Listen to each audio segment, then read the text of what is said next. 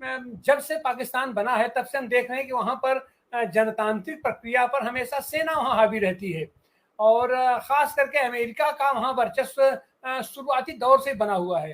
तो लेकिन इस बार का जो हम डेवलपमेंट देख रहे हैं कि जनता खुल के सड़क पे आई है और जी खुलेआम जी। सेना के खिलाफ और अमेरिका के खिलाफ आवाज उठा रही है। तो इन सारी चीजों को आप एक राजनीति वैज्ञानिक के रूप में किस तरह देखते हैं खालिद साहब? तिवारी साहब, बहुत बहुत शुक्रिया इस मजलिस में मुझे बुलाने का। सबसे पहली बात तो ये है कि हमें ये चीज क्लियर होनी चाहिए कि पाकिस्तान की सबसे बड़ी त्रासदी ये रही है कि जब से पाकिस्तान बना है एक लंबे समय तक वो अपना कोई कॉन्स्टिट्यूशन ही नहीं बना पाए, जबकि इंडिया में सबसे पहले हमने ये काम किया कि हमने अपना एक कॉन्स्टिट्यूशन बनाया और उसकी एक्सेप्टेबिलिटी 26 जनवरी 1950 को तय कर दी। पाकिस्तान में इसके बरक्स 1972 तक गवर्नमेंट ऑफ इंडिया एक्ट 1935 ही ज्यादातर चल रहा रहा। जो भी फौजी आया उसने अपने मुताबिक उसमें अमेंडमेंट कर दी, प्लस उसमें रिलीजन का थोड़ा बहुत तड़का लगा दिया। ये एक बहुत बड़ी ट्रेजेडी रही है पाकिस्तान की पॉलिटी को, जो उसकी एवोल्यूशन डेमोक्रेटिकली नहीं हो पाई। और सबसे पहले प्राइम मिनिस्टर का कत्ल होना, और उसके बाद मोहम्मद अली जिन्ना जिनके दिमाग में पाकिस्तान का एक आइडिया था, उनका जल्दी से चले जाना, और उसके बाद फौज का आगे आना जनरल अयूब से लेकर के आज तक। जैसे आपने कहा, एक लंबे वक्त तक वहां पर फौजी डिक्टेटरशिप सी रही हैं। अगर हम इस देखें तो डेमोक्रेसी को वहां उभरने का मौका ही नहीं मिला है। सिर्फ दो इंस्टांसेस मैं आपको बताता हूं कि भुट्टो साहब जिन्होंने आर्मी के चैलेंज भी किया और एक मास लीडर थे। उसके बाद अब दूसरा इमरान खान आए हैं जिनके पीछे लोग लगे हैं। और नहीं, देखो, ऐसे ही बात हुई थी। जिस वक्त उनकी सरकार गिराई गई, जिसमें आसिफ अली जरदारी, बिलावल भुट्टो, शहबाज शरीफ, मौलाना फजल रहमान सब ने इकट्ठे होकर के सरकार गिरा दी।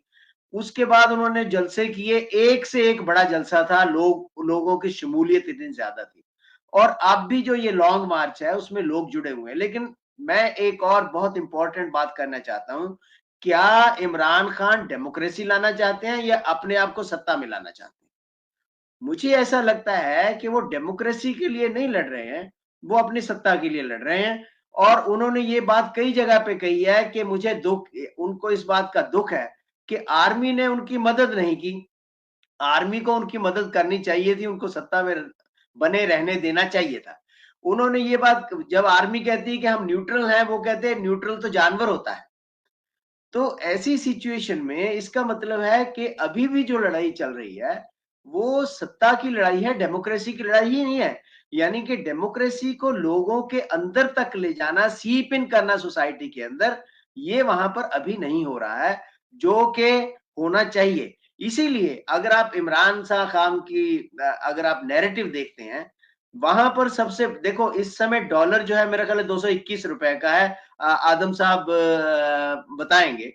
221 रुपए का डॉलर है। आप चाइना का कर्जा है, आईएमएफ का कर्जा है, सऊदी अरेबिया का कर्जा है, और उसके अंदर जो है आप एक नैरेटिव बिल्ड कर रहे हैं, क्या? एंटी इंडिया, एंटी अमेरिका, अब नया है एंटी आर्मी। और ये नैरेटिव जो है बिल्ड करने का मकसद बेसिकली ये है कि आर्मी को प्रेशर में लाया जाए, जो कि इस समय लग भी रही है। फॉर एग्जाम्पल, आर्मी अब ये क्या, आर्मी जनरल आसिम मुनीर, जिनको आईएसआई से इन्होंने निकाला था, इसने इमरान खान ने, वो सीनियर मोस्ट जनरल है। अगर वो बन जाते हैं तो इमरान खान के लिए आगे को और ज्यादा प्रॉब्लम आएगी, इमरान खान नहीं चाहेंगे। अभी आर्मी के ऊपर कितना बड़ा वो लग के हटा है, ये जो अरशद शरीफ का कत्ल हुआ वहां पर कीनिया में, वो सारा इल्जाम जो है वो आर्मी के ऊपर लगाया जा रहा है।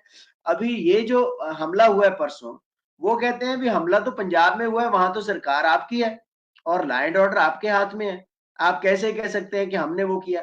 तो इस नैरेटिव को सिर्फ और सिर्फ हम डेमोक्रेसी का नैरेटिव नहीं बल्कि सत्ता की लड़ाई के रूप में ही देखेंगे, जिसमें इमरान खान दोबारा सत्ता में आना चाहते हैं और किसी न किसी तरह आर्मी को प्रेशराइज करके उनको बिल्कुल न्यूट्रल साइडलाइन, ताकि उनके लाइन क्लियर हो और अगस्त में जो इलेक्शन होना है वो कहते हैं कि पहले इलेक्शन हो, ताकि जल्दी से जल्दी वो सत्ता में आकर के दोबारा से प्राइम मिनिस्टर बने। जी खालिद साहब, ये राजनीति का एक सामान्य सा सिद्धांत है कि जो नेता रहता है वो नेता अपने इर्द गिर्द अपने सपोर्टरों को ही देखना चाहता है और उसको देखता है उसकी और सत्ता के बीच में कोई बाधा ना आने पाए और ऐसे सारे लोगों को वो वरीयता देता है जो उनके और सत्ता के बीच का अगर कोई थोड़ी बहुत खाई आ रही है तो उसको पाटने में मदद करे। अर्थशास्त्र से, आर्थिक से और सामाजिक से उनका दूर दूर तक रिश्ता नहीं होता है। तो अब हम चलेंगे अपने